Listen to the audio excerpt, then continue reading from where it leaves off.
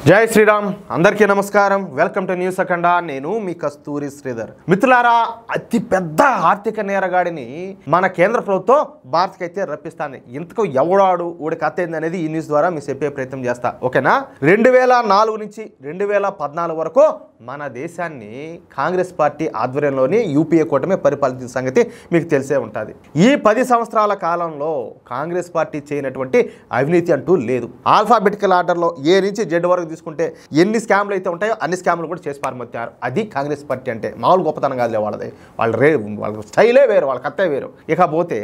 మన ఆర్థిక వ్యవస్థను భ్రష్టు పట్టించేశారు ఇంకా ఆ విధంగా స్కామ్లు చేస్తే ఇంకా ఆర్థిక వ్యవస్థ ఏడ సక్రంగా ఉంటుంది అన్ని వ్యవస్థల్లో కూడా అవినీతిని పెంచి పోషించినారు చివరకు మన దేశానికి వెన్నుదన్నుగా నిలుస్తున్నటువంటి మన బ్యాంకింగ్ వ్యవస్థను కూడా సర్వనాశనం చేసేశారు భారీ ఎత్తున అవినీతికి పాల్పడినారు ముఖ్యంగా మన బ్యాంకుల్లో పెద్ద సంఖ్యలో వ్యాపారవేత్తలకు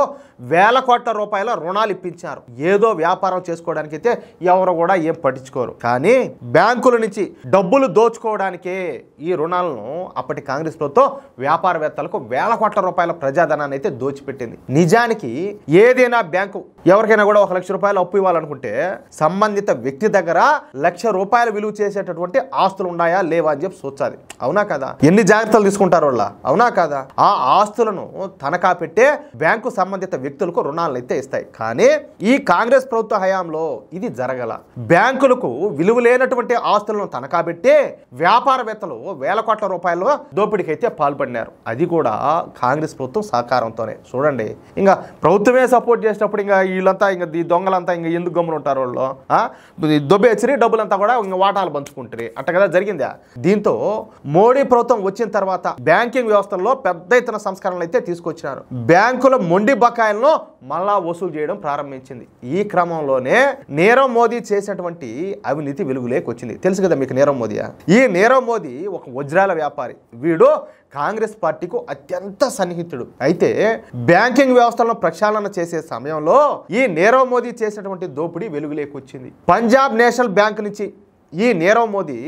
13,500 కోట్ల రూపాయల లోన్ తీసుకొని తర్వాత ఈ పంజాబ్ నేషనల్ బ్యాంకును మోసం చేశాడు ఈ విషయంలో నీరవ్ మోదీ వెనక కాంగ్రెస్ పెద్దల హస్తం ఉన్నట్టు తెలుస్తుంది తెలిసేది ఏముండదులే అది బహిరంగ రహస్యమే కదా అదే సరే ఈ విషయం వెలుగులోకి రావడంతో ఇక కేంద్ర ప్రభుత్వం ఈ నీరవ్ మోడీని అరెస్ట్ చేయడానికి రంగం సిద్ధం చేసింది అయితే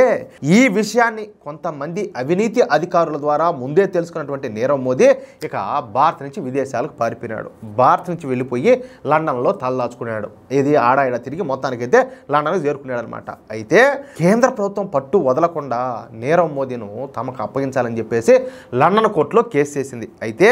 ఈ కేసులో తీర్పు నీరవ్ మోదీకు వ్యతిరేకంగా రావడంతో ఈ బ్రిటన్ పోలీసులు నీరవ్ మోదీను అరెస్ట్ చేసి జైల్లో పెట్టారు ఇది 2019లో జరిగింది ఇక గత 6 ఏళ్ల నుంచి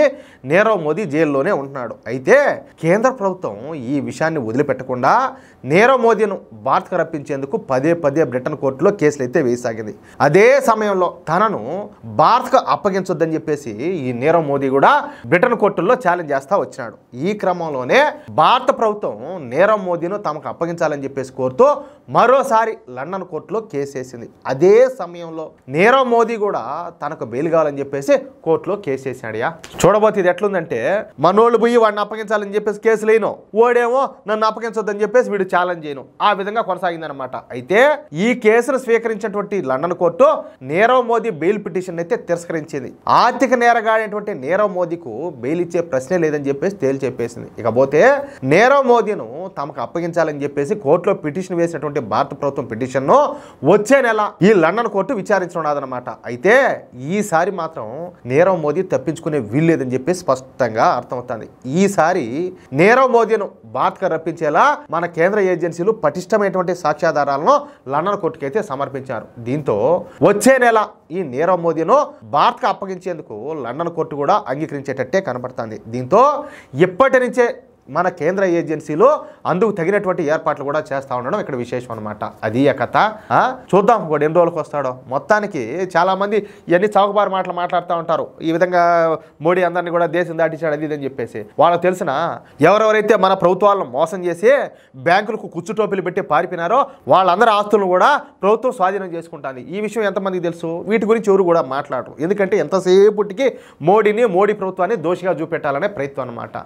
చేసిన తప్పులేమో అంతా కూడా కాంగ్రెస్ పార్టీ చేసింది అనేది మాత్రం మోడీ గారిని. ఎంతవరకు న్యాయం ఇది? ప్రతి ఒక్కరు కూడా ఆలోచించుకోవాలా. మిత్రులారా, ఈ న్యూస్ కనుక మీకు నచ్చినట్లయితే ఖచ్చితంగా ప్రతి ఒక్కరు కూడా ఈ న్యూస్ నలుగురికి షేర్ చేయండి. అదేవిధంగా ప్రతి ఒక్కరు కూడా మీ యొక్క అమూల్యమైన అభిప్రాయాలను ఖచ్చితంగా కామెంట్ చేయండి. ఇంకో విషయం ఏంటంటే, ఇంతవరకు మీరు కనుక మన ఛానల్లో సబ్స్క్రైబ్ చేసుకున్నట్లయితే ప్రతి ఒక్కరు కూడా మన ఛానల్ సబ్స్క్రైబ్ చేసుకోండి, సపోర్ట్ చేయండి ప్లీజ్. జై శ్రీరామ్, జై హింద్.